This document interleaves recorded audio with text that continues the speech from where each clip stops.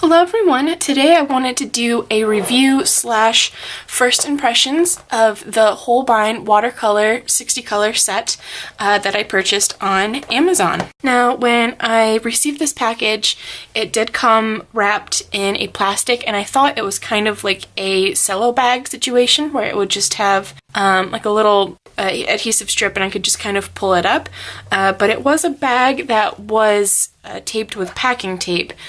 When I opened everything up, it all seemed really great, but I did want to note that that is just how mine arrived.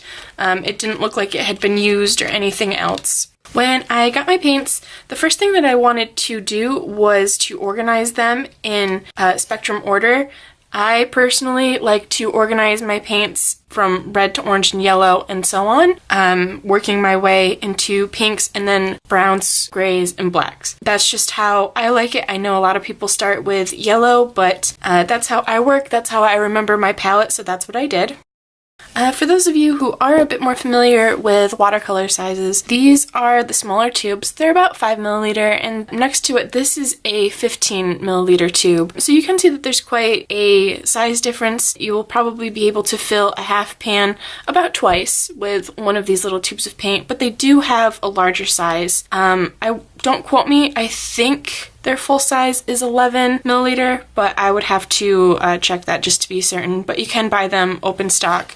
It's just if you are looking to get a lot of colors for a really good value, these sets are kind of a no-brainer. Now, my reason for buying this larger set is, one, I like working from a larger palette. I find it a little bit more freeing to be able to have a lot of colors at my disposal really quickly. I know how to mix colors, but sometimes it's easier just to kind of grab and go with the colors that you want when you have them and work from there. I was really happy with my selection of primaries. There's quite a few reds, yellows, and a lot of blues. So I mean, really, you can mix almost any color that you want, and you can very easily create a limited palette based on the colors that you use most often for on the go or whatever. Now, in the swatches, I did find that the colors I used did have to be pre-wet beforehand. I thought the colors were really beautiful, really bright. I didn't really have much of an issue with a lot of them. I did find some of them to be a little opaque, so keep that in mind. There were quite a few colors that did have white in them and a lot of multi-pigment colors, but for anyone looking into Holbein, it's not really a secret that a lot of their pigments do have mixes. There still were quite a few single pigment colors, but probably not as much as some people may want in their sets, and the use of white in quite a few colors may detour some people from their line. But if you really aren't put off by any of that, then this could be a really great set for you. I will say that for myself and my style, I do like to have a good bit of control over the watercolors that I use, and I did find these to be really difficult. I had a lot of cauliflowering, just it didn't really matter how much water I used or anything, it just kind of happened naturally with this paint. So if you are someone who likes to see a really kind of watercolory effect to your artworks, that is really great. If you like to have a little bit more control, then these will be kind of difficult, not impossible, but definitely may not always yield the results that you're looking for when trying to maintain a lot of control over your watercolor. With some of the colors, I did find that they did kind of have a tendency to almost feel a little thick, almost gel-like on the page, even when watered down. You can kind of see some of the strokes in the paint as I'm, making the swatches, and they didn't really go away as much as you would like. It felt kind of like pushing the pigment around more than creating a flat wash.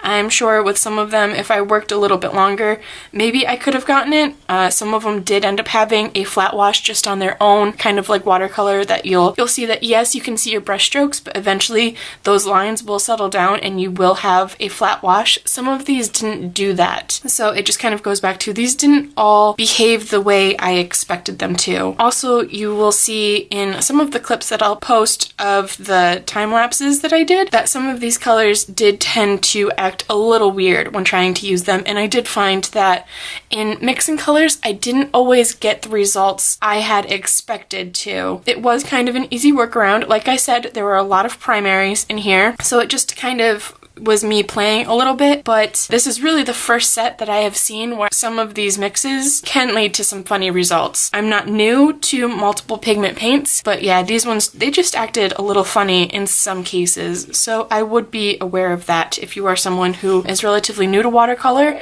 Not all of them are going to act this way. It's not a bad thing. I don't want to sit here and directly compare them to other brands because each brand is different. They will have their own characteristics. They will act a little differently. You'll see differences with the pigments used and their names, and just, you know, I don't want to sit here and directly compare them to anyone, but this is just my experience with them. Having used other brands, I did find them just to be a little bit more difficult to work with in my experience with the style that I like to use them for. I did appreciate some of the colors that came in this set. There were a few that I really wanted to try. Like, I really loved the shadow green. I thought it was just such a stunning green. Green is kind of a hard color for me to get a lot of depth out of. I'm really not sure what it is. Like, I understand mixing colors, but for some reason it's not a strong suit of mine.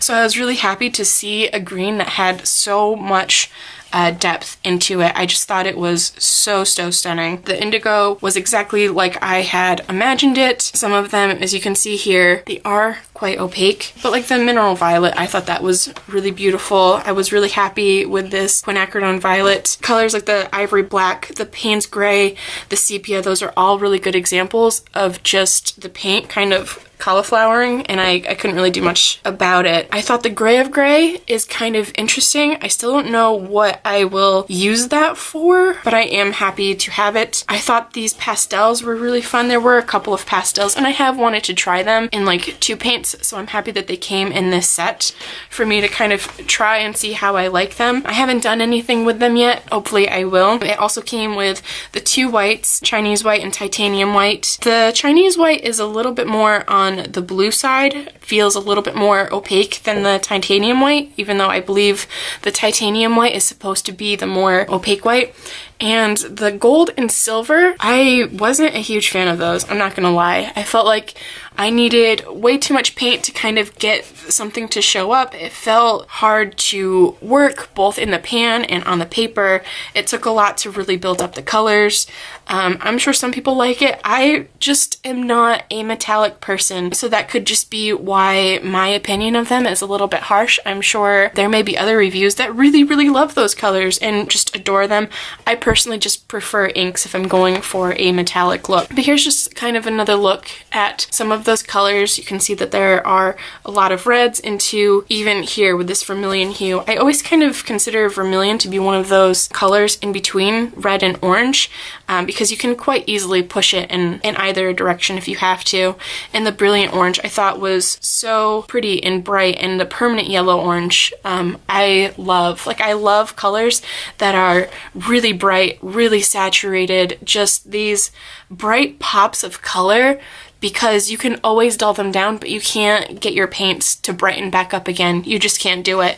So having colors like this brilliant orange, permanent yellow orange, permanent yellow deep, I thought those were so stunning. This permanent yellow light, again, I really loved it. I loved the permanent green being as bright as it is, and the leaf green I thought was really beautiful, and I was really happy to see that they got such a light, soft color without using white. That made me really happy. The sap green, which I know is a really popular convenience color for a lot of people, that I really loved. It was exactly what I was hoping for. I thought the Terra Verde was really more opaque than I was planning on. I do think it's a nice kind of more shadowy green color, but I'm not sure how much use I'm going to get out of it unless you're going for something that just is more opaque over the colors that you've laid down. And I'm also not really sure how that color is going to mix. Some of these colors I will try to review at a later date. Here are some of the sketchbook sketches that I did with these. I had a lot of fun. I was trying to work on more inorganic shapes. I'm not going to show the whole process for these just because they are going to be in another video up on my channel. I will link that down below when it goes up, but I did notice that for some of the darker tones, I did have trouble getting these to kind of build up color.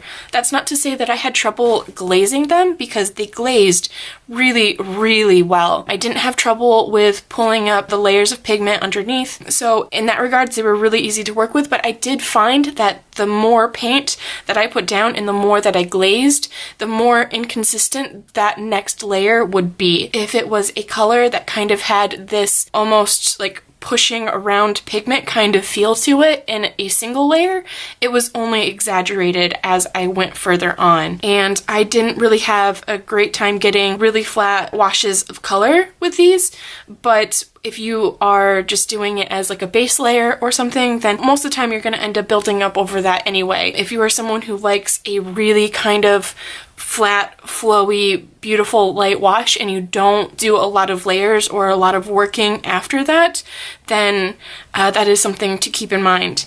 But I thought that the final results of these were really, really beautiful. And like I said, I still got the results that I wanted. It's just, I think I would have enjoyed it a little bit more using something that was easier for my style and me personally to work with.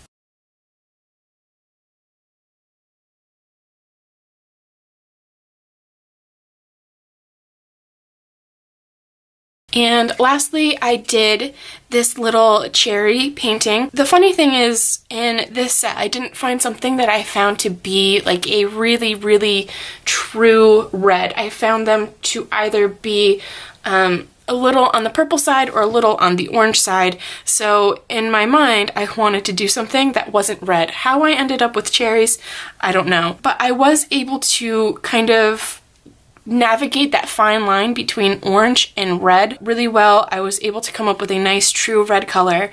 There were plenty of colors for me to mix and end up with a really nice dark color for shadows and stuff like that. The indigo that I used for the shadows was exactly what I had hoped for. I do appreciate an indigo that is a little bit more blue. Mission Gold, which is a paint brand that I love, theirs is almost black. So if I find a company that has a blue, I'm always really excited because I use that almost exclusively for all of my shadows. But I was able to kind of go through and slowly build up colors. I did find that these red colors that I used, and some of it I mixed with some purple and some green to be able to kind of build up that nice contrast, but still sticking in a range that was really dark and was able to mute my colors the way that I wanted. I try not to use black in my paintings, but they did layer really well. I was able to have a little bit more control over these colors than I was with some of the other ones. So overall, I did have a good time painting this, a little bit of an easier time than I did with the jam jars. Now, lastly, I wanted to show my palette after I've done a few paintings with these. The thing is, I'm used to paints with a really high pigment load, and that's not to say that these do not, but I did find myself using a lot more paint than I am used to with some other brands. I have done basically all of the work that I have showed you with these, and I know that you have to account for like the pans shrinking. When I filled these pans, I did wait 4 or 5 days before touching them to do any sort of swatching. Even so, you can just see where I've really kind of worked my way into a lot of these pans, and it was just, I used a little bit more than I guess I had planned on and that I'm used to with some other brands. So that is just something to keep in mind, that for me, I found that I was just using a little bit more paint than I'm used to. But I do look forward to filling these back up, and I'm sure I will update you all once I'm using this. It could just be that 4 days was not enough for this paint to kind of cure and harden in the pan, and perhaps when it is much harder all the way through, I will find that I'm not kind of eating into the paint as much as I was in these first few uses. So my final thoughts on these is that they're really, really beautiful paints. You are able to get the colors that you want, really high saturated. They're beautiful colors, and it's a really large set with a lot of primaries and colors that you may want to fill out your collection with. It's a great set if you are just starting out and you want to try a lot of colors from a high quality brand. Then this is a great starter. I mean, with all of the primaries that you get and some of the basics that you get and a couple of fun convenience colors that you may want, it's a great way to learn watercolor. So in that regards, you can't go wrong. The amount of paint you get is really great for filling your half pans, probably 2.5 times. If you are someone who is maybe a little bit more familiar with watercolor, or maybe have an idea of what style you generally go for, say you are already familiar in another medium and you're coming to watercolor, then a few things to note would be that some of these colors can be a little unpredictable to mix with their multiple pigments. Some of the colors are a little opaque. There really isn't much of like a true red, but you can very easily make one with this set, and just some of the colors may not act the way that you expect, but you do have a lot of really bright colors that you can quite easily tone down, and there is more than enough here to use the entire set if you want, or just to create your own kind of custom palette with the colors that you're hoping to use. Again, they can be a little bit difficult to control, but if you are going for a painterly effect, then they're really stunning. And overall, I don't have any regrets with buying this set. I do think for me personally, it will be more of a sketchbook set, or if I'm just kind of, playing around, or if I'm doing something where I know I'm okay with a little bit more texture, then that'll probably be what I use them for, just because you can see all the texture that you get with these. In this example, they were supposed to be like jam in jars, so they are going to show more texture, and I'm happy that they came out that way without really much work for me. I didn't have to sit there and stipple in the color or anything and create that texture. It just kind of did it on its own, so that was really easy. But if you want like a really flat wash, then these may not be the choice for you. But I hope you liked this review. I hope I covered everything that you wanted to know. I will be doing kind of an updated review, since this was a review slash first impressions with my first couple weeks having this set. So maybe once I'm a little bit more familiar with it, I will do kind of an updated review. But if there's anything else that you'd want to know, just leave a question down below and I'll be happy to answer your questions. So bye, and I'll see you in the next one.